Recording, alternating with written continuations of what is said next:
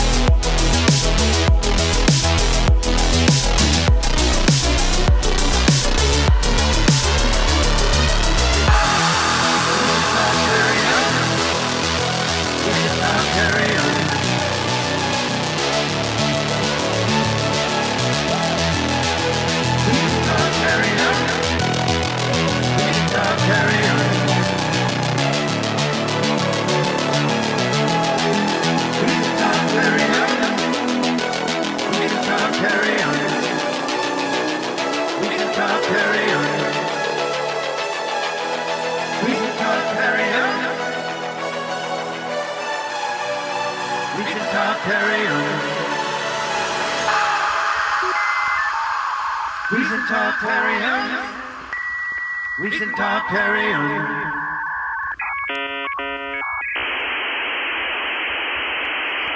Hey, everybody, tune in to Recent Tartarians. Recent Tartarians. Recent Tartarians. Welcome back, ladies and gentlemen. We are crushing it. We are crushing it right now. We are crushing it like sunshine in a bag or like poverty or childhood illness. We are crushing it. It's crazy. I'm glad you're here. Just really quickly, want to say thank you for everyone who's recently subscribed. I got a bunch of new subscribers after yesterday. Happy 4th belated. It was a great base day F yesterday. I think we had a pretty good time. I had to leave after 3 hours, and they kept going. So it's a fun show. If you guys haven't seen it yet, you definitely want to check it out. Also, we're hitting 9,000 on the Xirtus Facebook group, Advanced Philosophy Memes. You know, I don't really love Facebook, but at the end of the day, 9,000 people that are following you is useful, and I appreciate you. So I wanted to also remind you guys, you can find your way to Advanced Philosophy Memes, this weird group, which is like a whole other community than the one we are in. It's not like the ones that you've been a part of before. We toned down the poker chat. Anyway, let's see here. It's a facebook.com/groups/Xirtus or Advanced Philosophy Memes Xirtus. You'll find this group. And it's a pretty interesting group of people, man. And a lot of interesting it's a lot about philosophy memes, but it's like Apple Jacks in the sense that it's not always about philosophy, you know? Like, there's some Hegel, and then there's some, like, you know, this is like, you know, yeah. This is like, you know, this is a meme group for often scholastic professionals. Basically, I grabbed a bunch of people that were part of my philosopher memes group, which is 120,000 people, and we put them, people who were banned for talking about Jordan Peterson and interesting things, into the advanced philosophy memes group. So there's a lot of crazy people and a lot of brilliant people. So I really recommend, if you do find yourself lost in the metaverse of Zuckerborgian hellscapes, then get yourself in to Advanced Philosophy Memes. It's a fun place to be. And I haven't said this in a while, but I'll remind myself to grift. Make sure you go to Andreas.me. That's another way you can actually find your way to the Advanced Philosophy Memes group, or to the Discord, or the radio chat, Tardigrade Nova, all this other stuff. But yeah. You could also support me, and that'd be great. Like, if you've noticed, there might have been some dropped frames, for instance, during that animation. If you liked my animation, if you want to see more animations with less frame droppage, and you want, like, because right now I'm actually working on a pretty cool animation, and it's great. It's taking about 10 minutes a frame, and yeah, so, you know, imagine if you like this stuff, you know, rad, thank you. And you can support it, and I appreciate those of you who do. And for those of you who are like, get on the bandwagon, don't be the last one to support Andreas. But there's also those of you, because I think a lot of you are countercultural, so like, stand out, and don't be afraid to stand out and be different by supporting Andreas. All right? You know, there's my grift. I love you. You know, do what you will with that. So, what are you concerned about today? The Cern, this concoction of the Cern linear acceleration. Third time's a charm. I mean, all good things come in threes. We got to talk about Cern. But really quickly, I got to introduce you to a friend of mine. This is Moses, right? Yeah, right? Pretty good. So I had to, like, pry him out of the plastic molding a bit. And I'm working now on new kinds of scaffolding and trying tree scaffolding and things like that.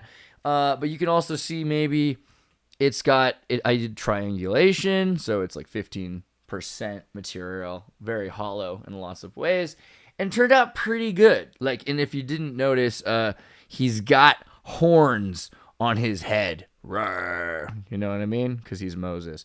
So well done, Michelangelo, with your statue. And now I've got a copy of it, so you can start to see what's cool about 3D printers. Next step is the robot. I'm going to go to the robot really quickly because I wasn't going to talk about this. I'm like, Andreas, and I do talk like I'm Mr. Leach, you know. Oh, in the third person. No, I say to myself, Andreas, listen. And I'm like, no, Andreas, you listen. And I'm like, no. Why don't we both just take a moment and look into each other's eyes? And then I just am like, come on, Andreas, we don't have time for this. And then Andreas says, okay, Andreas, in move robot. And I'm like, oh yeah. I know it's your dream. I know all your life. For years, you've gotten to print it over and over and over again. You've printed these parts and you've built parts of this robot and you've helped other people complete the robot and you got to meet the first in move in France, Andreas. I know this. I was there. I was there with you. But is it really time? Is it really time to build the robot? And why? What's the value in giving a body to the machines? And, is this good or bad? But the main thing to remember is it's basically a puppet. It's got wires. It has certain sensors. It's cameras and sounds and a Kinect, Xbox 360 Kinect in its chest so it can use 360 to scan its environments and become one of us, right? But yeah, I think these are going to be kind of very valuable in the future for academic purposes, for students that are trying to study. You can use this, for instance, to study the brain interface. And a particularly interesting thing is for prosthetics. For me, I think prosthetics for people that are missing a limb, like let's say you're a soldier in Iraq or you were in a car accident, or let's say you're a little kid who just never got a limb. I think this is where transhumanism really, Faustianly speaking, gets to me. I'm like, okay, yeah, I get it. You're going to build a temple to worship God. You're trying to give a kid a hand. I like it. I like that. I think that's important. A soldier lost his leg. You give him a leg. I think that's cool. So for me, this is what I think 3D printers are probably best for right now. And I've been looking at I love 3D printers. I've been spending years. I guess it's got to have been over a decade. No, more than that. Yeah. 2007 when I started working with 3D printers. So it's been a while. But every time we do it, things have changed. And it's really interesting how things have changed now with 3D printers. For instance, they have new infill patterns, right? I showed you the triangulation infill pattern. There's now a fractal pattern that I'm going to start using, and a gyroid pattern that I'm going to start using more. So there's a lot of interesting things there.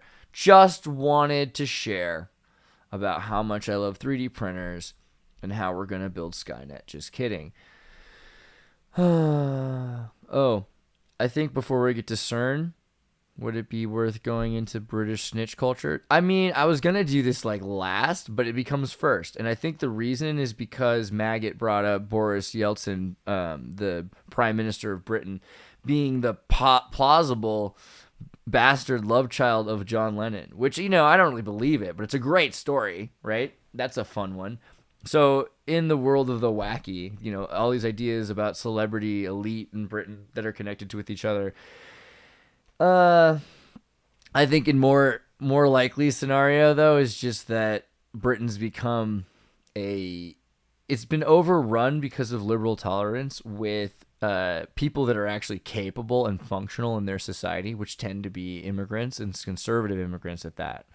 And so they've brought in a lot of Pakistanis or whatever that are Muslim and happen to be conservative, and it's in direct conflict with their liberalizing agenda.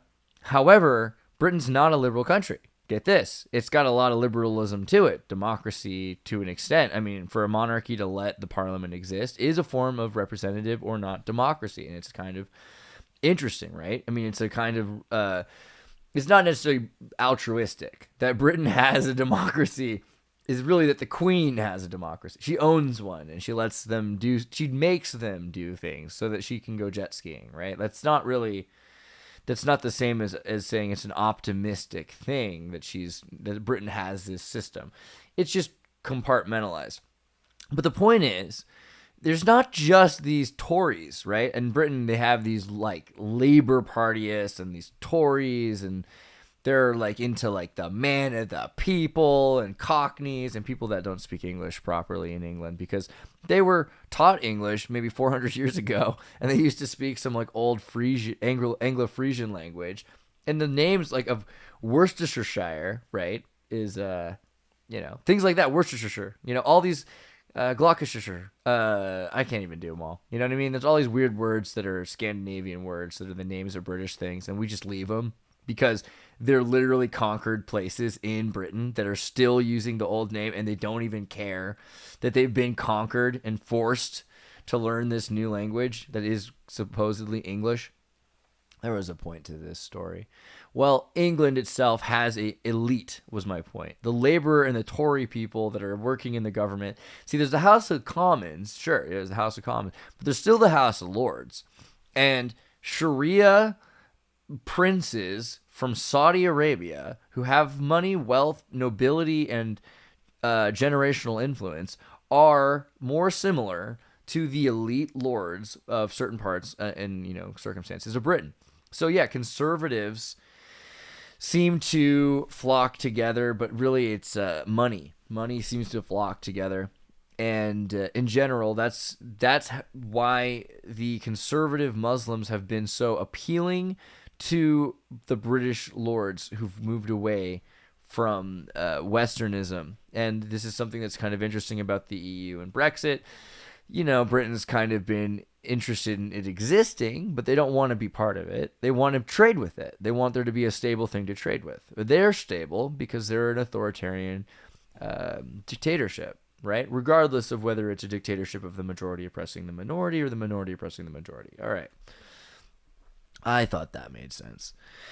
Now, the Duran talks about how England's changing a lot, and I wouldn't say it's a change per se, but snitches get stitches used to be the thing, and more it's all about, like, did your father do something that was a thought crime? Report him to the big brother, right? This is a 1984 scenario. People are reporting on each other like the grandmothers in the Soviet Union. And the difference being that they used to force people in the Soviet Union. They would say, hey, you have been kind of a weird kid in school. Well, there may be 3 to 6 other kids in this class just like you, but we're all forcing you and them to tell us. I'm not going to tell you exactly how many there are even, really, but there are others to tell us, to make sure that you do tell us. If they tell us and you don't tell us, you're going to be in trouble. To tell us if other kids are saying things that aren't allowed to be said, or thinking things or is he questionable. Just tell us everything that's going on. It doesn't matter. Just we want you to inform. And if you don't inform, other people will inform, and you'll get in a lot more trouble if we find out you were holding from informing. So eventually you found that 2 to 6 out of 10 people in different times of the East Germany particularly were informants, right? So the difference being now, these people don't even have to be paid. They've just elected to do this because they think it's right. Hey, my neighbor's wearing a mask. He's not wearing a mask. I mean, like, whatever. You know what I mean? It's all this stuff. So that's kind of bummery. I don't know. It's a little bit of negativity for you. This was funny, right? Because this is the other reason I decided to bring it up. Because Johnson became an honorary citizen of Odessa, which is adorable. So we went to Odessa. Oh, man. Can I show you guys a video with absolutely no subtitles? Will you deal with it? So I saw this earlier, and I was like, this can't be real. This can't actually be the president of the Ukraine, Zelensky. I think he was surrendering a territory. I can't remember which one it was, near Mariupol or Donetsk or Luhansk or something like that. I can't remember, dude. But it was just... It's so funny. I'm sorry. Let me see if I can find the video for you there.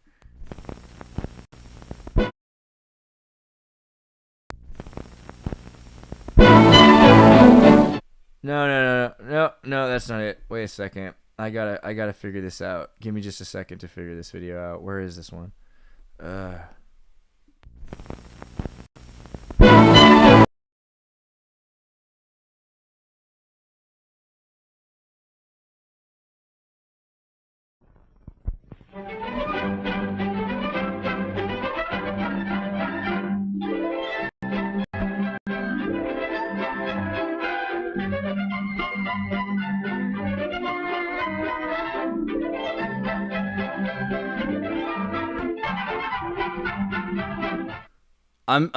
I'm so like hesitant to turn that off because I want to watch that one anyway. But no, we're gonna find it.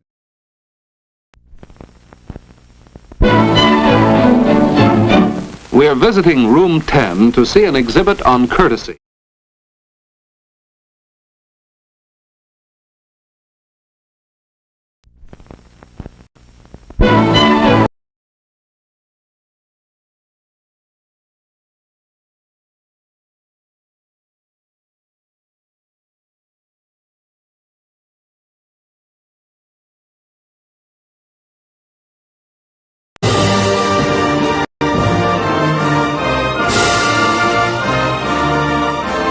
Шановні громадяни, я, чинний президент України, Верховний Головнокомандувач Збройних сил, погоджусь на безстяжну капітуляцію всіх наших Збройних сил на суші, на морі та в повітрі, а також усіх сил, які зараз перебувають під українським командуванням.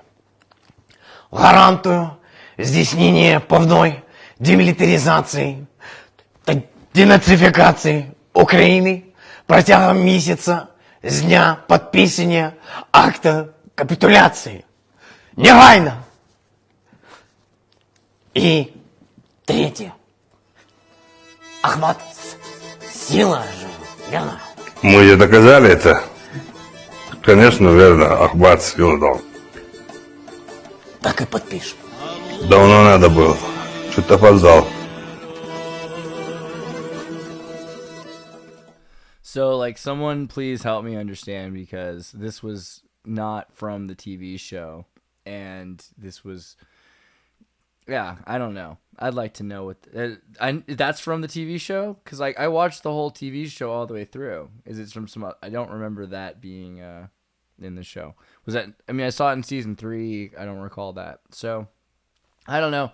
That's just a pretty funny thing though, because it's basically what this is about. In season 3, though, if you've watched Servant of the People, which we're talking about now, is the Russian languaged Ukrainian TV series starring Zelensky, the president and comedian of Ukraine, whom in the show, he takes over the country. We've seen the first season on Netflix, but they kind of cut you off after that. Netflix, he's got a YouTube video. He becomes famous. The mobsters put him in charge to make themselves look good. He accidentally takes them over, even though if you've seen my talk with VS, I think Vasily, right?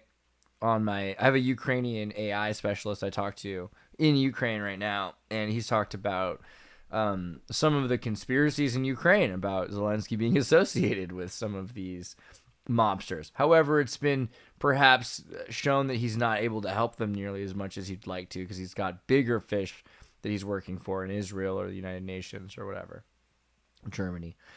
So, yeah, okay. So people, clips like, that was a parody. That wasn't Zelensky. I mean, I think I think that was Zelensky, because Zelensky's the actor. But someone confirm if I'm wrong. I thought that was Zelensky. I mean, I usually can tell. I don't know. I mean, but he does have, hey, let's bring it.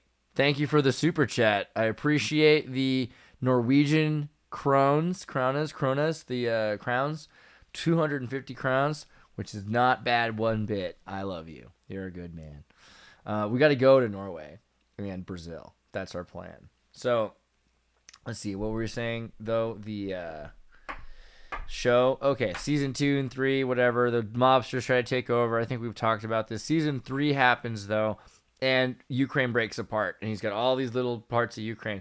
And then you've got this kind of Ukraine class of 2050 that's talking about what happened when they were 30 years ago or whatever, and they're like, well, he saved the Ukraine because he brought it back together and he re-identified us as Ukraine. So hail Zelensky.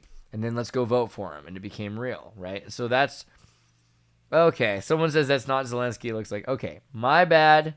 I don't know why, but I couldn't tell. Maybe I should be looking at Zelensky closer, but I felt like that was, yeah, it looked a lot like him. But that was pretty good. Whoever made that, good show. That was hilarious. Still, I wish I had subtitles for you guys, because he's like, and there's like the dude holding his shoulder the whole time. It's pretty good.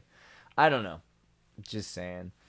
Zelensky's 3rd season of Servant of the People, he has to build back the Ukraine. He has to reconnect. There's this like Hasidic state. There's these Russian East states. There's the Polish kind of area that's kind of emerging kind of as a joke. There's there's all these different parts of the Ukraine. And then the Crimean Tatars. And the Crimean Tatars wear these crazy colorful outfits, and they show up, and they're trying to reclaim the South Sea of Odessa, connecting to the Tatar lands that were, the the Black Sea, which, connect to Turkey and then down into Israel. And so that was it's all part of this show. That's pretty impressive. Oh well. B, if you know the name of that actor, let me know. And you know what show that is, I would love to watch it because it looked pretty funny. Okay, so we were doing the Boris Nelson thing. We got through that. I guess I'll go backwards. That's funny. I was gonna go the other direction with this, but here I am. Well, okay, yeah, this is more relevant. I mean, ironically, I want to talk about Rockstar Games, but I'm gonna talk about Kissinger Davos speech. So, let's see. He's 100 years old, basically, and he acts like he doesn't know what's going on. And I don't mean like Biden. I mean, he acts like he's not aware of what his policies really did over. It's like he created this global fascistic empire that was designed to be peaceful, but it really wasn't. A lot of people died in order to get it made. And where are we now? Now we're in a situation where it has to kill to stay on top. So, Nixon's Secretary of State Henry Kissinger assisted the U.S. government's evils in Vietnam, but also helped China to moderate away from Mao's rigid Marxism. Mao considered himself to be applying Marx's view to a then still predominant rural national culture. In both matters, he was reflecting the policy preferences of Republican Party billionaires at the time, but also of the Democratic Party billionaires, because the billionaire class at that time were just coming away from their prior hope to end up in control of Vietnam, to make it another satellite nation or vassal of or allied country, and were looking forward to using both China and Indochina, including Vietnam, as low-wage workers to employ in order to compete against keep in check the wages that they would need to pay to the American workers. Consequently, when Kissinger was a part of the U.S. aristocracy power structure, he represented the aristocracy itself against workers. He was helping to drive down the wages they were paying, and these wages were overwhelmingly being paid to American workers because the increasingly open border international orders had not yet established itself as it subsequently did. Stockholders were then even more afraid of potentially rising American wages than they were eager to exploit far lower third world wages. Henry Kissinger was good for business, especially for American giant firms, which would also be outcompeting against small mom and pop local American businesses by importing from countries such as Vietnam and China products that would underprice U.S. made goods, so that their giant firms would also be benefiting by taking a cut from importing those foreign made goods into U.S. markets. All of this international outsourcing would, for these reasons, increase the inequality of wealth in America, the ratio of the collective wealth of billionaires to the collective wealth of the bottom 50% of Americans. And that ratio did start soaring, starting around 1970 when Kissinger was part of the U.S. power structure. He was good for them, the owners, but did he know that? Did he know what he was doing? Or did he instead believe that rationalizations that the owners were paying for him to believe and to spout publicly? He was their agent, but was he also their fool?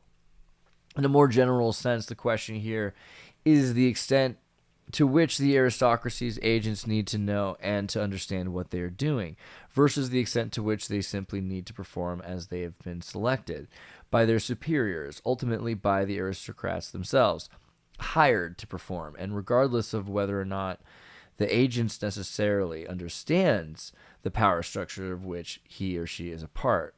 That is the question here.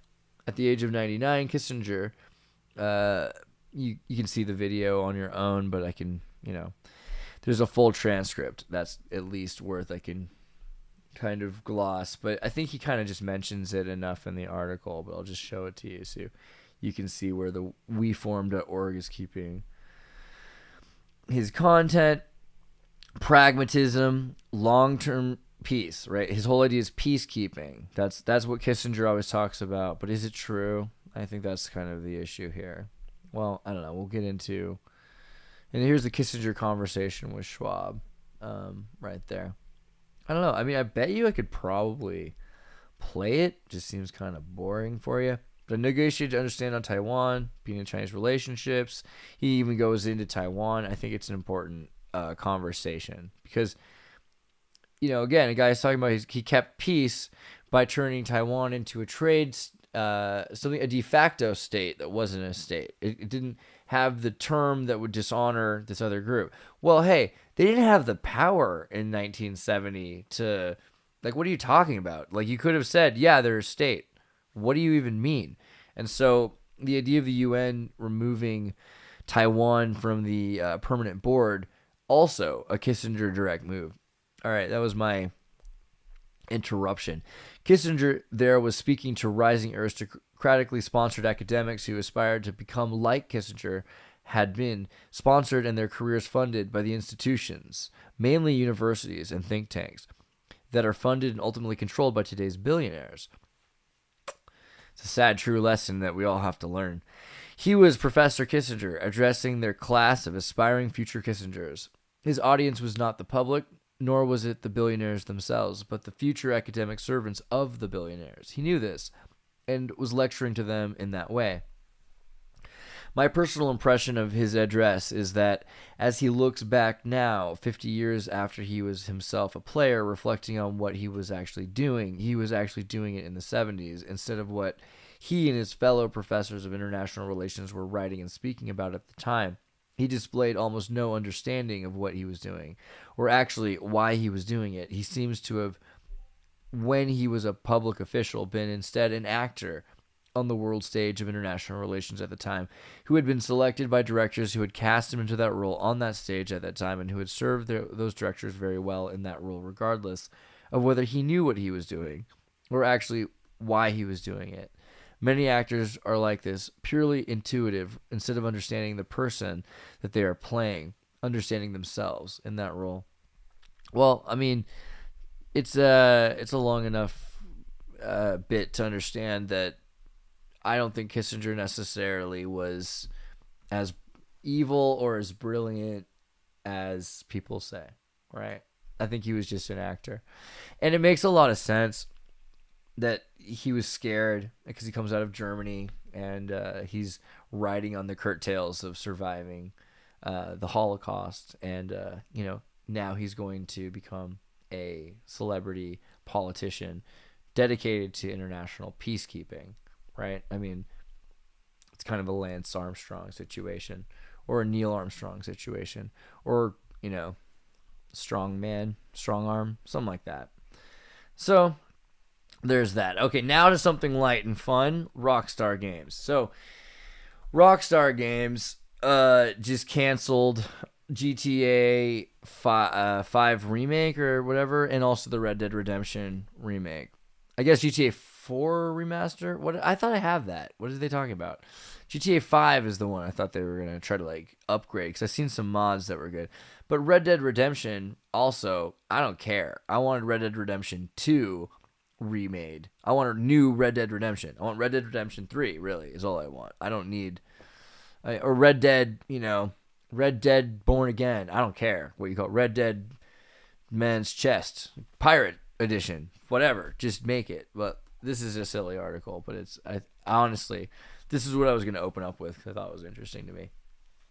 Following recent rumors, Kotaku can confirm via its own sources that Rockstar Games is currently focused on developing Grand Theft Auto 6 and has shelved all remakes following the poor reception of Grand Theft Auto, the trilogy, the definitive edition. Ironically, I got that and I liked it. I mean, I was gonna not, because I said to myself, hey, Rockstar, the problem is you can't put wokeism into games. Well, I didn't really notice any wokeisms in the games, so I went with it, and I was like, hey, you know what? Slightly better graphics. Good for you. They could have done it more. They could have added more voxels and polygons, but, for the money, they should have. But, yeah, they're notoriously low sales or whatever, so they're saying we're not going to just reboot our games, which is smart, because the only reason you ought to reboot a game is to train all the new people you hired to understand your old games enough that people love them. And get some money back from that training. The Tweet from Tez, an often reliable, trusted GTA insider, caught the attention of many Rockstar fans. Red Dead Redemption and GTA 4 Remaster were no longer on the table, possibly due to the horrible mess that was last year's GTA Trilogy remix. So wait, hold on. GTA 3, GTA Vice City. What is GTA 4? Isn't GTA 4 Vice City? Like, I'm confused. GTA 4. Hold on. I mean, I know San Andreas can't be 4, is it? Is this what I'm playing right now? No. I'm playing GTA 5, so which one's GTA 4? Have I never played GTA 4? Which one is this one?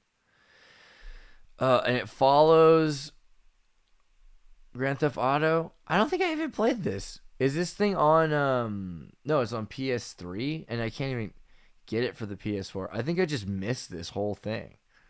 I guess. I mean, what? I don't even remember this. That's ridiculous. How do I not? I must have played it. I must be confused. GTA 3, GTA 4. Well, which one is Vice City then, dude? When did this come out? I must have played it. I'm so confused. Whatever. Like, point is, it exists. There's... I don't even remember it, though. I remember GTA 3, GTA Vice City. I'll have to watch some videos just to like rekindle my brain. I remember Vice City and thinking, okay, Vice City's great. You don't need anything else. That's probably what happened. People were like, we really don't need this crap because Vice City was so good. Well, future publisher, Rockstar plans, future projects. They're hoping to do GTA 6, which Rockstar earlier confirmed was in development. I've heard GTA 6 was going to be about South America. I don't know if it's fully true, but I think that's kind of an interesting idea. I think I dig a South America GTA. So, if you've played these games, the deal is it gets bigger and bigger and bigger. Yeah, San Andreas. I remember San Andreas. I don't remember 4, I think. It's weird. I remember 3, Vice, San Andreas, 5, and Red Dead Redemption. And Red Dead, the first one. I don't know. I mean, it's not like I play. Yeah, I don't remember. I don't remember GTA 4. GTA 4 is the Russian guy. That's right. I do remember that. See, I wasn't playing video games a lot in 2008. I was like projecting videos on parking lot walls and traveling around the world. But my friend R2, Ryan Lotz, who is R2 the specialist, and he makes light. I forget his company's name, but he does a lot of light immersion, VR, AR stuff, and works in Cinema 4D, Cinema 5D, 4D. He introduced me to the Rockstar GTA 4 when it came out, I think. I just didn't play it. That must make the most sense. All right. I like how we haven't even gotten to Cern yet. Cheers. So, for those of you... Okay. Most of you guys get this, but I was going to bring it up for those who don't care. Make you listen to me talk about it anyway. GTA, small city, like a little town. GTA 2, a little bigger. GTA 3, whole city, like on a 3D map, because GTA 1 and 2 were like Pac-Man. GTA 4 and 5 and Vice City and all that stuff. It's just got bigger and bigger and bigger and bigger and bigger. So GTA 6 should be as big as, how big? GTA 6 should be as big as, like, a country. It should be as big as the United States or Brazil or something like that. And it should have everything. That's the deal. It should be like a continent, but maybe a mini continent. So South America stood out as an option. And it would be really cool because it makes the most sense. You have gangsters and you have these border towns, and Paraguay would be like obviously the star of the game. So maybe not, maybe Colombia, but it should be Paraguay. So that's the deal. There was something here. It must be gone now. I guess we lost it. Sorry. Variety magazine, Joe Rogan says he rejected offers to interview Donald Trump. Officially says, I'm not a Trump supporter and I won't help him. Big deal. Who cares? But just wanted everyone to know, in case you guys ever were confused on that subject, that Joe Rogan revealed on a recent episode of Lex Friedman's podcast. He turned down, blah, blah, blah. Trump era is also going to be one of those weirder times, Rogan said. When people look back historically about the division in the country, he's such a polarizing figure that so many people felt like they could abandon their own ethics and morals and principles just to attack him and anybody who supports him because he's an existential threat to democracy itself. Rogan added, I'm not a Trump supporter in any way, shape, or form. I've had the opportunity, blah, blah, blah. All right, well, there you go. And then you had Kanye. It's like Friedman fired back at told Rogan that Trump will likely be a guest on the Joe Rogan Experience in the future, noting Rogan has had several guests on his show in the past that he didn't necessarily agree with politically. Friedman noted Kanye West.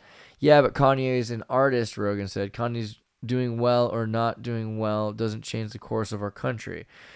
Rogan said Trump will most likely run for president again in 2024. Asked if Trump can win, Rogan said, well, he's running against a dead man, you know?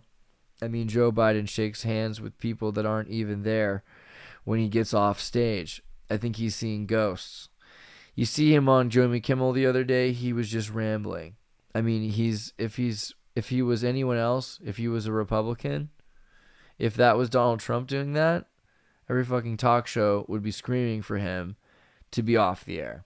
So, yeah, it's funny because he ended it with this very Crowleyan reversal of his sentiment. So he's like, I'm standing back. Interesting. Not really that he's yeah.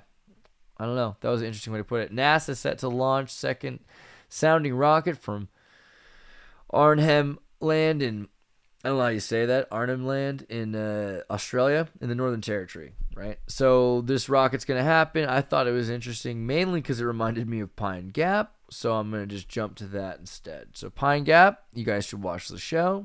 It was on Netflix. There's like 6 shows that have ended up on Netflix that aren't like horrible, I guess, including Pentaveret and Pine Gap. It's not the greatest thing ever made, but it's a pretty decent look at America through the eyes of an Australian base run by a secret city that the American government owned in Northern Territory. And they have all these secret agents that have to take the bus in and can't use a phone, and the China situation with America and Australia and how they're trying to join. And you gotta watch it. Wait, there's a controversy? Where is this controversy?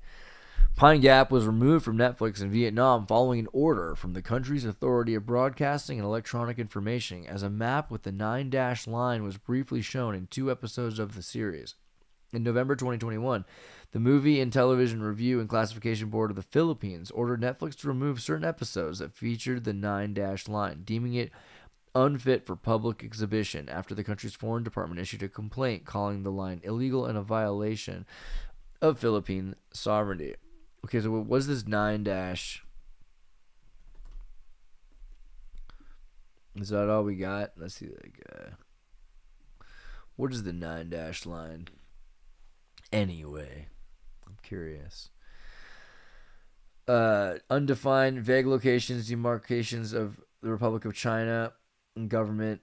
So their claim of major territories. So as China starts to demand territories, they have these dash lines that are saying, hey, really, we control this land and more. So it's part of their expanding territory. The 9-dash line. All right, guys, we need to remember that. That's important. Okay. And so, are you concerned about Cern? Let's do it. So, CERN's Large Hadron Collider fired up for the 3rd time to unlock more secrets of the universe, says CNN. A decade ago, the Large Hadron Collider, Earth's most powerful particle accelerator, proved the existence of a subatomic particle called the Higgs boson, thought to be a fundamental building block of the universe dating back to the Big Bang billions of years ago. Now, physicists at the European Organization for Nuclear Research, CERN, on the Swiss-French border are restarting the collider with the aim of understanding more about the Higgs boson, other subatomic particles, and the mysteries of dark matter, an invisible and elusive substance that can't be seen because it doesn't absorb, reflect, or emit any light. Consisting of a ring 27 kilometers in circumference, the Large Hadron Collider, located deep underneath the Alps, is made of superconducting magnets chilled to 271 degrees 0.3 centigrade. which is colder than outer space. It works by smashing tiny particles together to allow scientists to observe them and see what's inside. Proton beams have already been circulating in the accelerator complex since April, when it was switched on after being closed for 3 years of maintenance and upgrades. On Tuesday, scientists at Cern will begin collecting data for their experiments, and the Large Hadron Collider will run around the clock for almost 4 years. It's the third run for the massive machine, with greater precision and discovery potential than ever before, thanks to the upgraded data readout and selection systems, as well as new detector systems and computing infrastructure. When we do research, we hope that will find something unexpected, a surprise. That would be the best result. But of course, the answer is in the hands of nature, and it depends on how nature answers open questions in fundamental physics, said Fabiola Gianotti, Cern Director General, in a video posted on Cern's website. We are looking for answers for questions related to dark matter, to why the Higgs boson is so light, and many other questions. Understanding the Higgs boson? We did an episode on that. Cern is firing up its Large Hadron Collider at record energy levels in search of dark matter. Cern lights up the Hadron Collider for Run 3, a 4-year continuous run after its second longest shutdown since 2018. Little bit more information. The LHC was operating at 3.5 trillion electron volts, TeVs. Run 2 occurred between 2015 and 2018. With proton beams colliding 13 trillion electron volts before the second long shutdown. Now it's time for Run 3 at 13.6 trillion electron volts, or 6.8 trillion electron volts per beam. So they're going to speed it up by 0.6. The period between 2015 and 2018 were pretty weird, you gotta admit. 2012 was also considered to be a very important year as well. So interesting stuff to connect your little sci-fi thing there. I might want to continue reading this article, but just really quickly. Yeah. Let's see. We'll see on July 12th, we'll see the universe like never before. Unrelated article. I'll open that for a second because I think it has to do with the star. Let's see here. NASA and its partners will soon release a set of images from the James Webb Telescope, including the deepest images of our universe ever taken. So these are the pictures. These are the portal pictures that we get to see after, I don't know. Is this not connected? I think everything's connected. So on July 12th, the world will have a new perspective of the universe when the James Webb Space Telescope mission releases its first set of full-color images, as well as spectroscopic data. One of the photos to be released is the deepest images of our universe that has ever been taken. NASA Administrator Bill Nelson told reporters on Wednesday, "This is farther than humanity has ever looked before," Nelson said, calling the telescope nothing short of a real scientific feat. Well, okay. So you got all these crazy pictures that are coming out, and that's more than the weirdest picture you've ever seen in space. That's a freaking portal, I say. Okay, let's see here. Electron volt is a measure of kinetic energy gained by an electron accelerating from the rest. Hence, the need for accelerator like LHC, with its 27-kilometer circumference, which accelerates hadron particles such as lead, xenon, and oxygen ions at different levels of mass spectrum, in a way that forms two beams traveling in opposite directions, almost at the speed of light, right? In other words, at the speed of light, just not at it's at a slowed speed of light, because there are ions traveling, light's not a fixed speed. The beams collide in the machines at 4 points, or detectors, called Atlas, CMS, ALICE, and LGCB, each of which focuses on measuring different types of hadron particles. It's the Higgs boson particle, or wave in quantum field theory, that's thought to give mass to the particle that forms the basis of stars, planets, and everything. When two electrons interact, for example, they exchange particles of light, or photons that are the force carriers of an electromagnetic interaction, Cern explains. The updated LHC will be able to create stable beams, a condition allowing scientists to switch on all their subsystems for experiments and begin taking data. We will be focusing the proton beams at the interaction points to less than 10 micron beam size to increase the collision rate, says CERN Director for Accelerators and Technology Mike Lamont, compared to Run 1, in which the Higgs was discovered with 12 inverse femtobarns. Now in Run 3, we will be delivering 280 inverse femtobarns. This is a significant increase, paving the way for new discoveries. Femtobarns. Yeah, you know it. We're going to have to go into that. 280 inverse femtobarns? I mean, doth one not question a femtobarn? Let's see here. A unit of area equal to 10. Is that written right? 10 to the power of negative 43 square meters. Okay. I like it. 10 to the power of negative 43. Femto means a factor of 10 to the power of negative 15, a thousandth of a millionth of a millionth. So a femtobarn is a barn. Gotcha. 10 to the negative 28. Multiplied by 10 to the 15. All right. Yeah, it all works out. A femtobarn. Man, that's a tiny measurement. I like it. Well, okay. So let me read that again with the perspective I now have. Higgs was discovered with 12 inverse femtobarns, but now we will be delving into 280 inverse femtobarns. Okay, so it's like, that's pretty tiny. All right, I can handle that. The LHC-B experiments underwent a complete revamp and looks to increase its data taking rate by a factor of 10, while Alice is aiming for a 50-fold increase in the number of recorded collisions. Alice, Wonderland. Scientists hope to answer questions about the origin of the matter, antimatter asymmetry in the universe, and search for candidates for dark matter. We're looking forward to measurement of the Higgs boson decay to second-generation particles such as muons. This would be an entirely new result in the Higgs boson saga, confirming for the first time that second-generation particles also get mass through the Higgs mechanism, says CERN theorist Michelangelo Mangano. All right, and then we just pull up Alice for a second because I forget what the acronym is, but it's hilarious. Look at this. This is the loading page. Oh, this is great. Everybody can enjoy this. A large ion collider experiment. Alice. A large ion collider experiment. Based. Okay.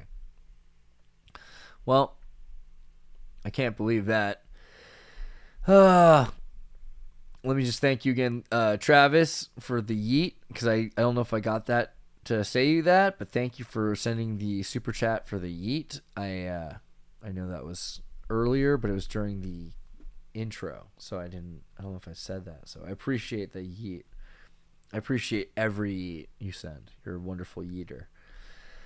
So the Alice Large Ion Collider experiment is a detector dedicated to heavy ion physics at the Large Hadron Collider.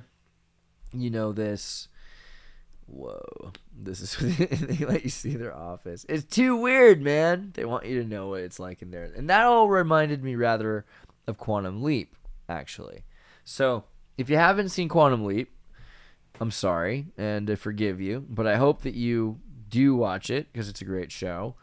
I noticed that there was a missing episode on Prime because you couldn't find it on Netflix. And it was season 2, episode 2, I believe, which is the one about Disco. And he's like a stunt double. And I don't really get why it's deleted. Not sure. It didn't have anything really bad about it. It's Disco, but it's more about 8 tracks than cocaine. Anyway, do you guys know what Quantum Leap is? Let me tell you. So Quantum Leap, oh, you know what? I didn't even really prepare for this, but I want to read it. Is there a thing that I can just read? I could probably just say it I'll do my best, and it's not going to be perfect.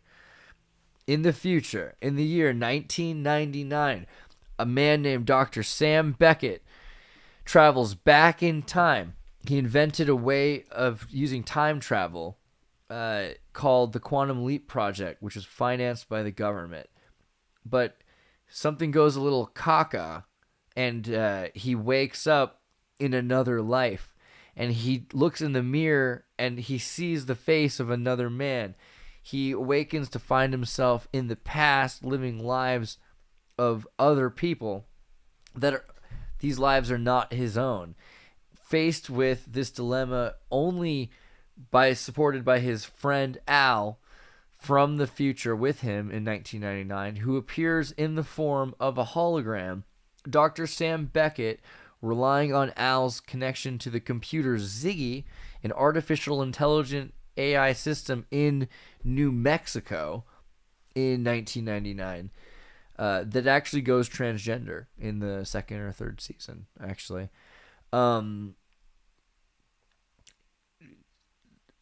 Sam has to right what has once went wrong in the timeline in the littlest and most romantic and fun-filled ways.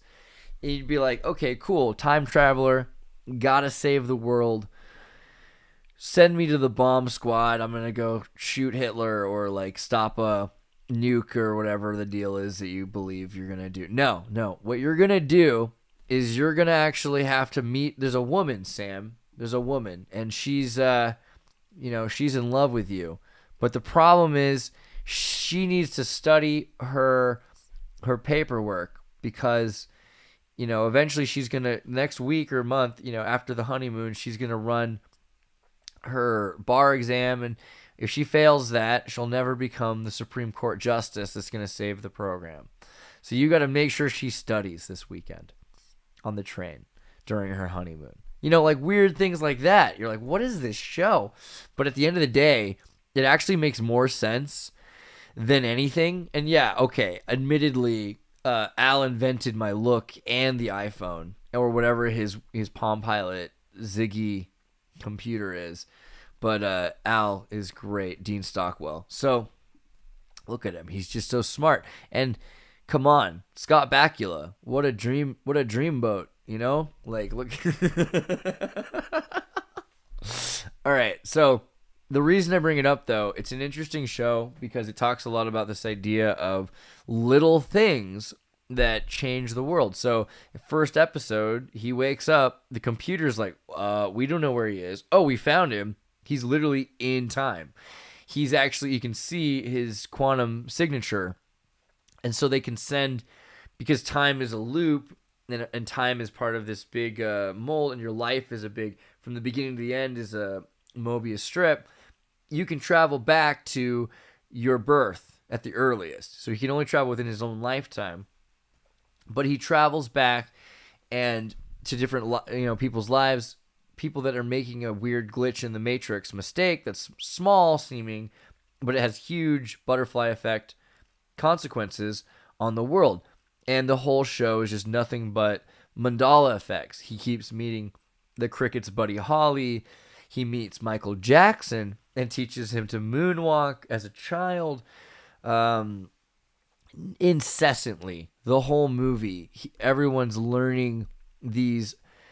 It's a recursive trend setter. He's got trends that are common in his time that he's making common in their time, but he's broadening their commonality to an extent.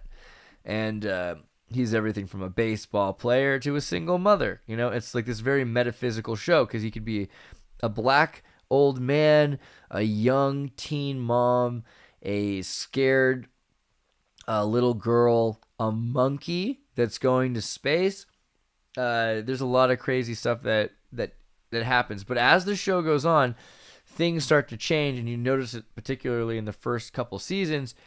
And if you don't, it's like normal because at the time, I think a lot of shows went through pulp fiction changes where they were like, well, we're going to change the characters a bit. We're going to change what's going on. No. With this show, nothing's an accident. Things he's doing affect the timeline. So there's a moment where because of I think it's by season 2, something crazy happens and the computer starts to have a nervous breakdown because it realizes that it's in control of so much, or rather that it's connected to God. It's the first time that God's been able to work with humans in a while because it's an intermediary to really get humans to do the right thing. So he's trapped. I mean, it's not the complete long while because there's other leapers you find that have happened that God's controlling, like guardian angels essentially, but he's like trapped in this quantum conundrum, and this AI system starts to go crazy. The first thing it does is print a bunch of zeros on checks for everybody, and just, because it made so much money proving it can do all this stuff, and prove that money's not a real problem because the military is trying to tighten the budget to stop the program, and the program won't allow that to be a problem, right? But by season 2, this computer becomes female. Ziggy was a guy, and now Ziggy's a she. And it's, he says at one point, oh, are you sure? I thought Ziggy was a guy. Like, nope, she's a she. Very sure of it. So it's not that they always were. It's that they became aware that they were or something. So I think that the AI actually transgenders, which is a pretty weird and modern twist on the show that I don't know. I mean, nobody seems to have kind of like talked about that. They're like, oh yeah, it just switches partway through the show. I don't think it was that big of a deal, maybe. But yeah, I mean, the point also with just the Mandela effect thing is this show really does point out all of these same lessons of, he has to create a linear accelerator. He puts himself into this gas, and he's like transported into particle wave theory. There's a lot of other things they mention, but then I wanted to bring up Primer. Because if you only have one 90-minute period to watch a movie this week, I don't know if this is it for you, but a good movie to watch, not that kind of Primer. Elf. That's interesting. Extremely low frequency. There's a little sync there. 2004, a math teacher from Texas made a movie for $7,000 using actual film because he was that precise, never made a single mistake. It was super cheap for, that's expensive for normal people, but for a movie that's impossible and unheard of. You can't make a real movie. And this movie showed in theaters. I saw this movie in Santa Cruz, California, in theaters, in like a big, nice, in the Nickelodeon theater, the Del Mar or something like that. So, I mean, this movie was released properly and successful, and I mean, to an extent. But it's decently well shot. It's shot on film. It's literally shot on film. So it's perfect. And I think he, as a teacher, he went and he got snapshot photos himself in order to storyboard and frame his plan. But more important than the fact that the heartwarming story that he, made a movie, he builds a box that has a micro or nanolinear accelerator in it, and he puts it into a storage unit, and it is able to stop time or speed up time, or I think it creates basically a fail-safe that you can go back to when the machine was first turned on. So it allows you to repeat a day, essentially. And this is a big thing about the time travel Cern experiments and everything we're talking about, the idea that they have reset buttons, that they're able to go back to certain moments. And those are the moments where, let's say 2012, they can reboot to 2012. 1976, 1951, whatever, something like that. Maybe there are more of them that go back to ancient Tartaria, and that's what World War I and II are really about, World War Zero. If you've seen that movie, I think it's called Love, made by the Blink-182, Tom DeLonge guy. This movie Love's about an astronaut in space, but it's also about the Civil War, and during the Civil War, they're finding this monolith from space that is connected to a reset system. So there's a number of these stories that have been put out into the public culture about reset systems that allow for certain people to go back and live for those 200 years again with the knowledge they have right now, and then they're able to take over and run the society, so much as they're inside the control of whomever made this system. Whether it be themselves, well, they can only go back to when they built the system. So whomever built the oldest systems, that's this reset alignment system. Crazy idea. I like it. I like Primer. So Cern scientists observe also 3 exotic particles for the first time. This is something I think that was kind of interesting. They kind of left out for some reason. Scientists say that they had observed a new kind of pentaquark and the first ever pair of tetraquarks, adding 3 members to the list of new hadrons found at the LHC. Scientists working with Large Collider have discovered 27 kilometer long new scientists observed. They will help physicists better understand how quarks bind together in composite particles. Quarks are elementary particles that usually combine in groups of 2 and 3s to form hadrons, such as protons and neutrons that make up atomic nuclei. More rarely, however, they can also combine into 4 quarks and 5 quark particles, or tetraquarks and pentaquarks. The more analysis we perform, the more kinds of exotic hadrons we find, physicist Niels Jennings said. We're witnessing a period of discovery similar to the 1950s, when a particle zoo of hadrons started being discovered and ultimately led to the quark model of conventions hadrons in the 1960s. We're creating Particle Zoo 2.0. So that's pretty cool. Of course, TikTokers are worried that, it will bring about intergalactic calamity to mess with CERN's Hadron Collider. And there's all these great videos and black hole alternate universe or a portal, man. And what if there was a black hole at CERN and stuff. So it's kind of funny because I'm basically in the category of TikTokers now, where I say, hey guys, even though I understand math, you should know that this is a little dangerous. It seems to me kind of like you could die. And I always love the CERN excuses for why it keeps breaking, that there was a time traveler going back and trying to keep it from running until it was the right time for it to run. Seems pretty reasonable to me, which is kind of according to the 2012 prophecy. It makes the most sense, doesn't it? Well, okay. Apocalypticis. 3 particles that were exotic. Here's a picture, at least. The new pentaquark. Pretty sweet, right? Who doesn't love a pentaquark? Even though you never saw it, you should have known you'd love it. I mean, that's a pretty cool picture. Okay. Well, what I'm thinking is, I had that weird Coronet film. I want to see it, so I'm going to check that out real quick. Is that still on, or did I screw that up?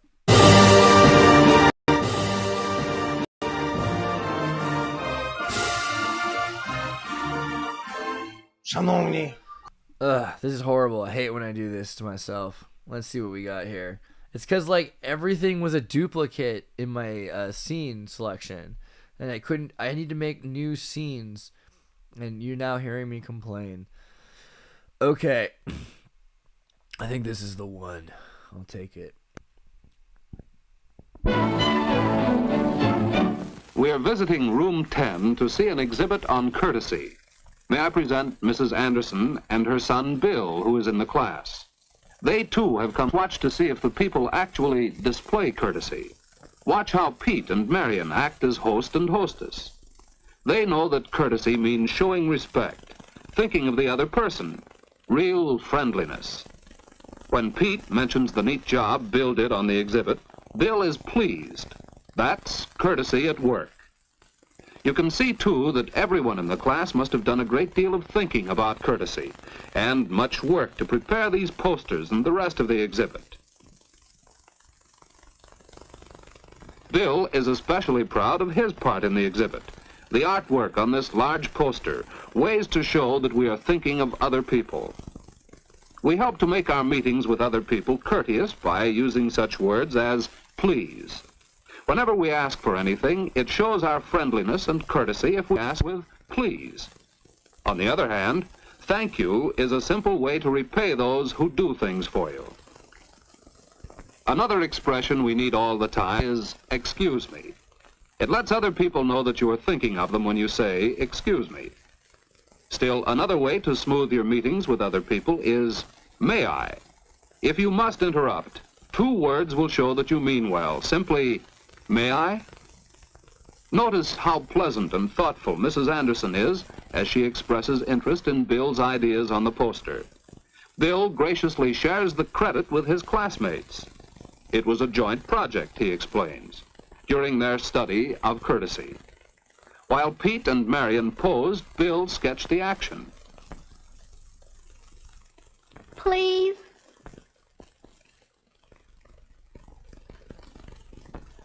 With that sketch finished, ready for final artwork, Pete got ready to play the guest for the next pose.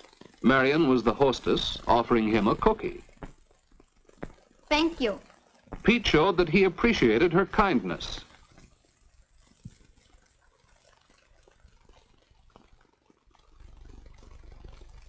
For the next demonstration, they needed another chair to make a sofa, and they needed a telephone.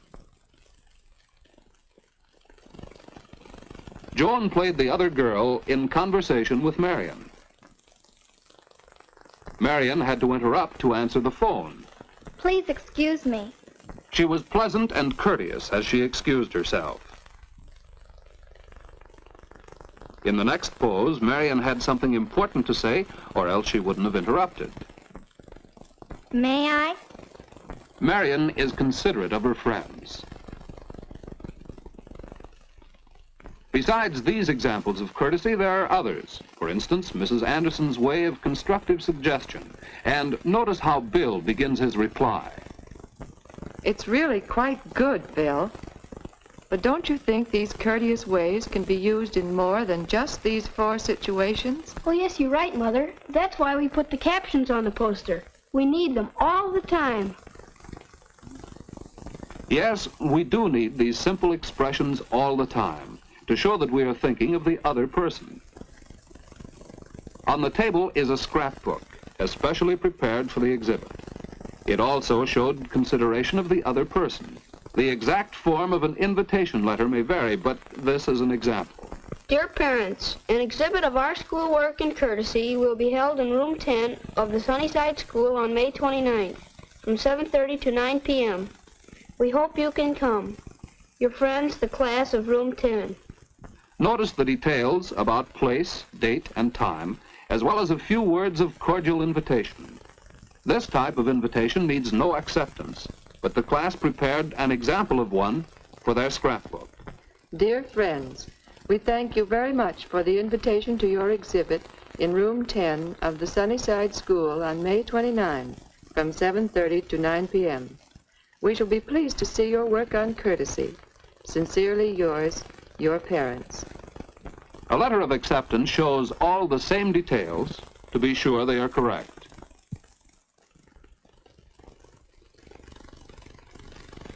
There is also a sample letter of regret stating why the person could not accept. On the next few pages of the scrapbook are drawings and poems Pete had made about courtesy when using the telephone. Answer promptly. Don't keep the other person waiting.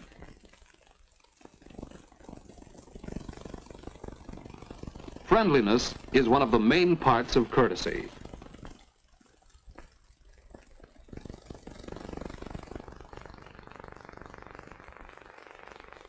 It saves time and makes your conversation more pleasant if you speak distinctly.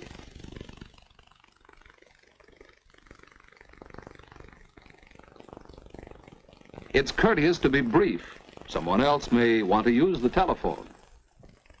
So much for the scrapbook. Over here is a poster that another student made. Be a good listener. It pleases the speaker to know you are really interested in him. And then, too, you can learn much by listening carefully. Mrs. Anderson is being a good listener now, isn't she? And then there's the matter of introductions. How will Bill introduce his mother and his teacher? Mother, may I present Miss Barton, our teacher? See how Bill shows respect to his mother by mentioning her first. Because she is the older woman, he presents Miss Barton to her. And he helps their conversation get started by explaining who Miss Barton is. It's so nice to meet you, Mrs. Anderson. Bill has told me how much he enjoys your class. He's learned so much about courtesy. How did you teach him to make such a polite introduction? Perhaps Bill should explain that, Mrs. Anderson. Well, in our practice in class, we learned that introducing people was just a matter of showing respect. Marion, I'd like to introduce my friend Pete. Bill mentioned the girl's name first and showed respect by presenting the boy to her. You can mention either name first with two boys of the same age. Bill, this is Pete. Pete Dalton, Bill Anderson. How do you do, Bill? Hello, Pete. So the poster that grew out of this practice is included in the exhibit. And that's how the class learned that introductions are really easy. Just remember to show respect.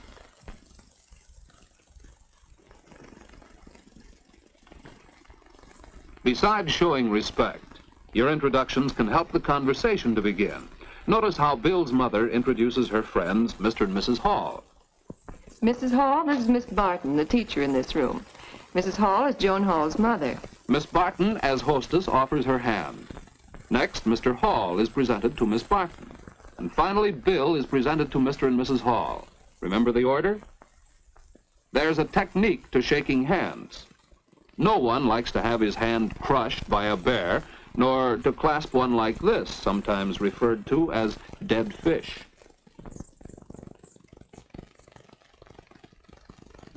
And so the introductions have been completed, and the group settles down to friendly conversation. Well, it's time to go now. What have you seen here? That is, what have you seen besides the posters and scrapbooks of the exhibit? As you watch the host and hostess, their pleasant manner standing at the door to thank their guests for coming, as you see the guests reply graciously, you realize that it's the simple things, being friendly, thinking of the other person, and showing respect that make up everyday courtesy. Real living courtesy has made the evening a pleasure and a success.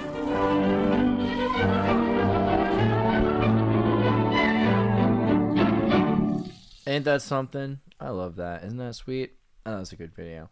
The thing that's funny about that video to me is that some of you might think, well, this is so intuitive. You know, you look someone in the eye and you shake them in the hand. You think that that's normal? You think that that's the way normal people used to be? Like, people didn't used to do that.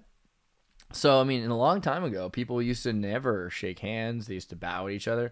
And a lot of people, when they come to America, they don't look at your eyes. You know, it's a thing that they teach you, is to look. You have to look into each other's eyes. Let me switch this back. Hold on. There we go. Sorry. Side angle. When people get jobs in America, you know, and they're telling you you're coming to America, they say, hey, I know in your country, sometimes, wherever that country might be, it might be disrespectful to look at the eyes of your superior, and you're supposed to like look down all the time when you're talking to your superior. This is a thing in countries. I think Japan does this. I forget. I could be wrong. But I know that there are countries that you're not supposed to look in the eyes, and they tell you, no, look in the eyes. Other countries in South America, you stand very close to somebody, like way close, like really like too close. So so you have to tell them, hey, you know, these people lived through the plague, and so they want to stand like a meter back from you, you know, a meter. Like, we don't even think in meters, and we stand a meter back, or I think it's 2 meters, because of Americans went full Puritan with the COVID thing, Canada. So shaking hands, listening, very good. If there's a time travel Mandela effect and you want to figure out what they're calling Berenstain now or whatever, it's, you know, like, just look into it. It'll be Berenstain. It'll be like it'll be worth it if you're like, hey, so what do you guys listen to? People that got timeouts during the chat, just so you know, I get in trouble when you guys do get in trouble. You don't get in trouble. I get in trouble when you get. So it's all on me. So yeah, censorship? Probably. I don't know. I mean, I know that there's like literally, I have automated censorship. And when I didn't have mods, I had like Neo YouTube bites, whatever you call the censor board people, coming in here and censoring for us and looking at you in the worst ways. So the less there's a written receipt trail of you belligerently saying hate crime symbols from, you know, like 5 years from now when they put us all in camps, you'll be happier. You're better off. And, you know, I just want to give a shout out to B, because I do love B. I'm hoping to eventually we can talk sometime on the show. It'd be really great. We're going to figure that out. Some method or madness of making that happen. And Memory Man, thank you for keeping the peace. Kimchi Po, I didn't see what you wrote, but I like your spunk. So don't go changing. You know, I mean, like, be careful for your own sake. But hey, man, you know, like, you can, whatever you want to do, it'll be censored by machines. Or if it's disrespectful, you know, bro, it'll be like, it is what it is. But you're welcome here to be funny and weird and all. I'm glad that you're watching videos on how to be respectful, though, because that's pretty funny. We all need that. Okay. Wasn't there something else I really wanted to talk about? Let's see here. Oh, yeah. Uganda. You guys like Uganda? I really, like, almost just recorded this with one of those robot African voices because I thought it would be way better to read it that way. And it's a bummer because psychologically I want to start doing the accent, but I'm sure someone's going to say, hey, in 10 years, they'll be like, Andreas was culturally appropriating the accents and doing it wrong. And so I'm not going to do that today. I'm going to try my best. Uganda's discovery of 31 million tons of gold ore and what it could mean for the world gold market. 31 million tons of gold ore. The African country of Uganda is in the limelight. And in this time, it is literally shining gold. The country has recently announced the discovery of deposits of 31 million tons of gold ore, with extractable pure gold estimates to gross 320,000 tons. Over the last 2 years, aerial exploration was done across the country, followed by geophysical and geochemical surveys and analysis. Solomon Muyida, spokesperson for the Ministry of Energy and Mineral Development, told Reuters. The government has expressed its intention to attract big investors to develop the sector hitherto dominated by small wildcat miners. I bet they are. We explain what the discovery entails for the global gold market. What makes gold valuable? Gold is a bright, slightly reddish yellow, dense, soft, malleable, and ductile metal in its purest form. It is one of the least reactive chemical elements and is solid under the standard conditions. Gold is resistant to corrosion and most acids and has unique properties distinct from other metals. Another reason gold works well in terms of value is that gold does not readily oxidize. Thus, it maintains a constant weight. Other metals such as iron, rust, and copper get oxidized. Here, gold is rare, has a fairly stable volume, and doesn't rust away. What are the typical uses of gold? The prime characteristics of being corrosion resistant and easy to work renders gold highly desirable for various purposes such as decoration. The industrial demand, especially in the electrical sector for gold, is mainly due to excellent thermal and electrical properties. Most of gold fabricated today goes into the manufacture of jewelry. Still, gold is an essential industrial metal that performs critical functions in computers, communications equipment, spacecrafts, jet engines, and a host of other products. Besides, a significant amount is consumed in dentistry and medicine. Continuing research has discovered new applications for gold as a catalyst in nanotechnology as well. Is gold scarce? Gold often occurs in free electrical native form as nuggets of grains in free elemental form, native form, such as nuggets or grains in rocks, veins, and alluvial deposits. However, gold is not a rare metal. Still, it's difficult and expensive to find and extract the same in large quantities. It is rarely found in concentrations that make extraction economically viable. Gold explorers conduct geological surveys to support a profitable mining project targeting concentration levels that are 1,000 times higher than normal.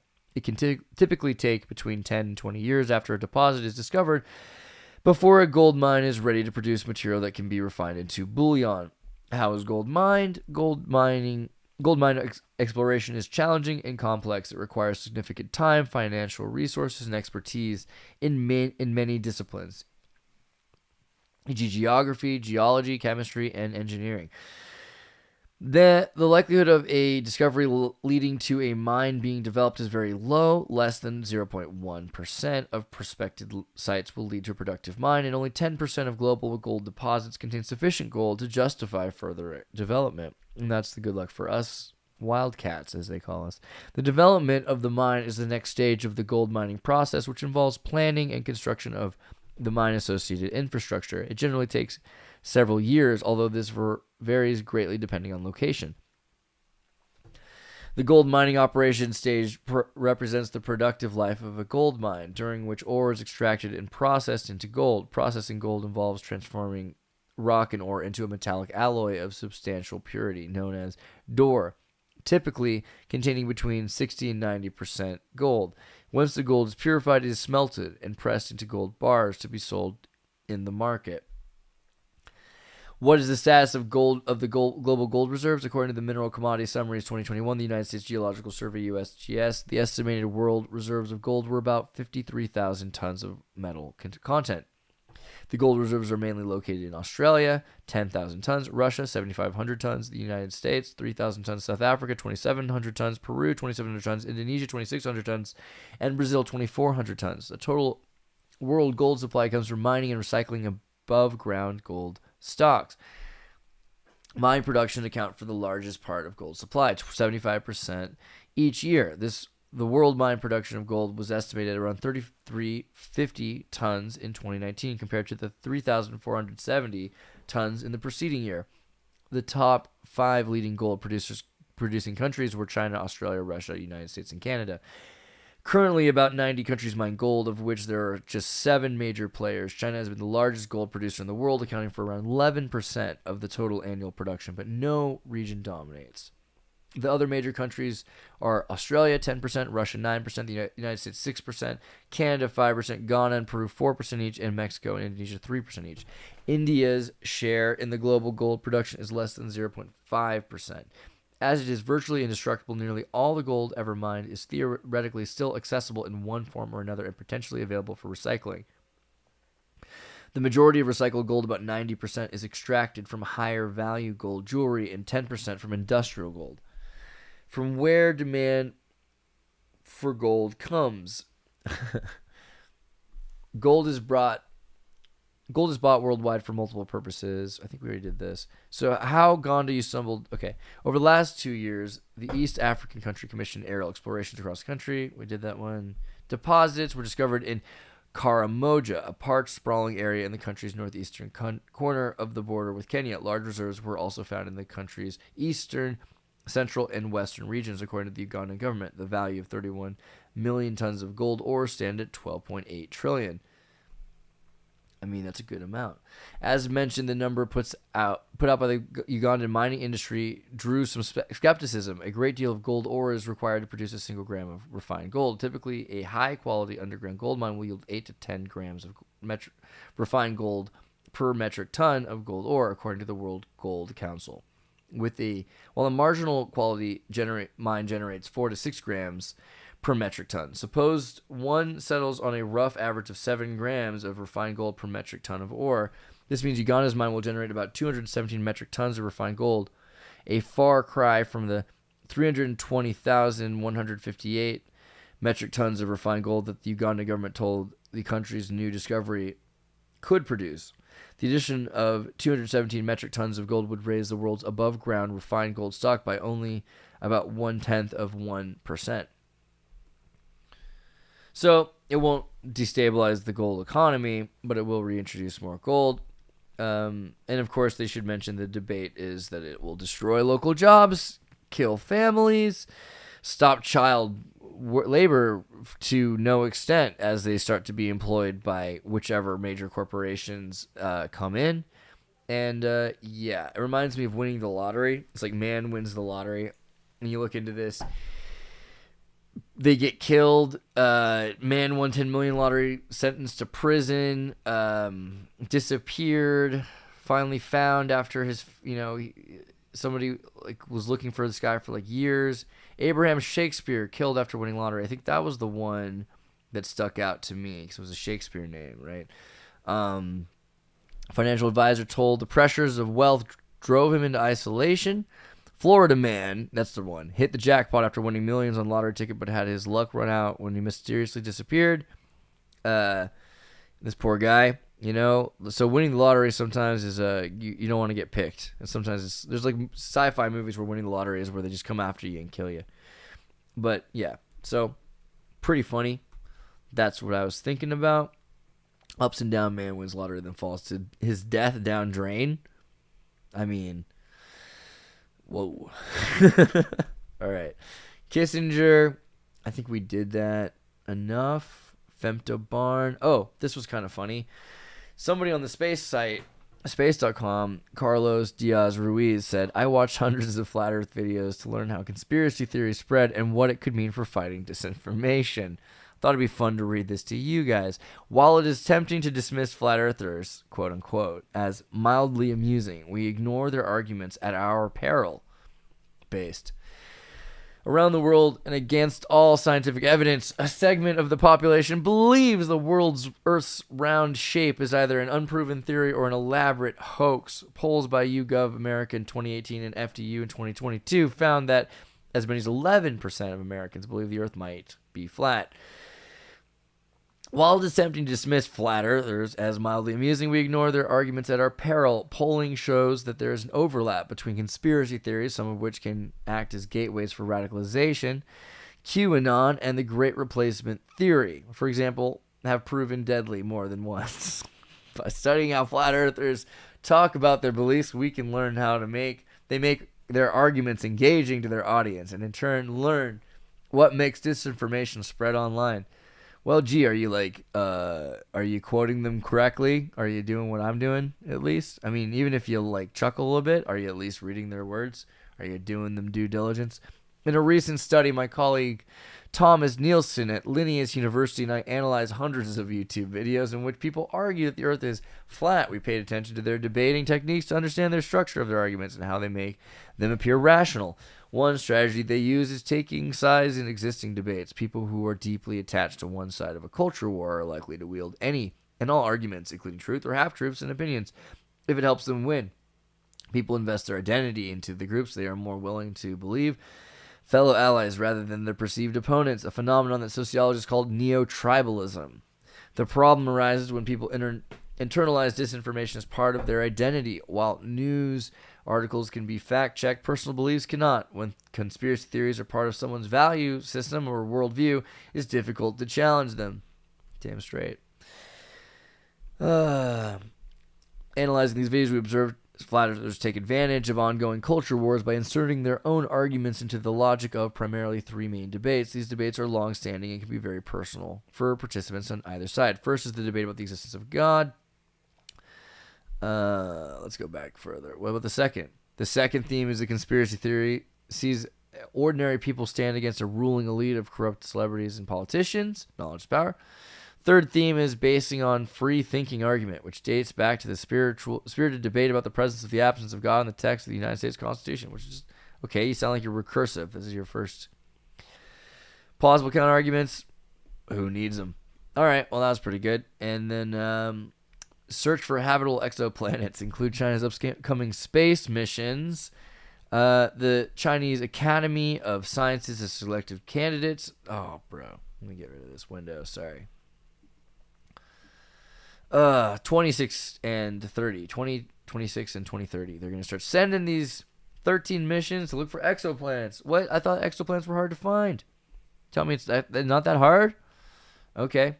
Well, they're going to be going. So, yeah. So there's your sign there. So, let's see. I guess, yeah, there's one more thing. I might as well. Well, tonight I'm doing Venice Beach Dub Club on Instagram. So if you guys go over to Instagram, you'll see me on his show tonight. I think. Is that what's going on? Yeah, I think so. I wasn't sure if he's on my show. I think I'm going on his show. And I've got another thing. Tomorrow I'm going to have Team Rabbit Hole on today on the daily.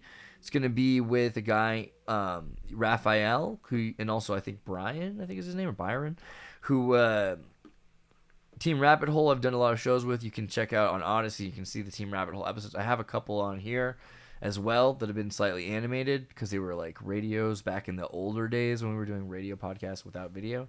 So that's going to be interesting because he's living in Austria and he's got definitely an interesting perspective. So that'll be fun. Yeah, I think that'll be good. So love you guys. Go to Andreas.me. Like, support, subscribe, save me. Get me a laptop that doesn't have glitches every time I play this video for you guys. And talk to you tomorrow. Oh, peace be with you. And don't be too concerned because all we gotta do is listen to each other. I think that was the point.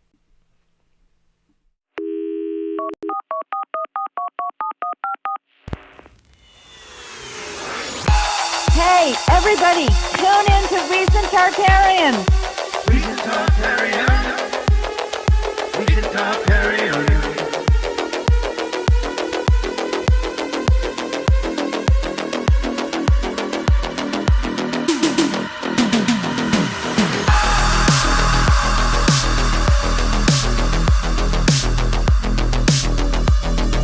Oh yeah. Also Wednesday Ultra. We're gonna try to have George and everybody from Base AF. So get on Wednesday Ultra. It's gonna be great.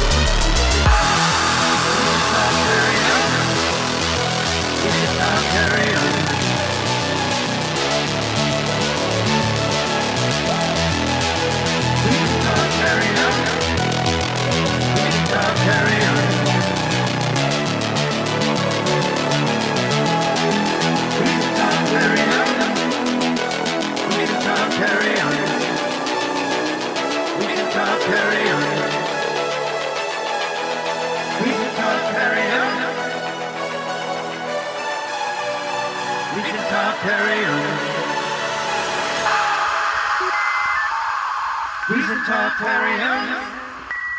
Recent Tartarians.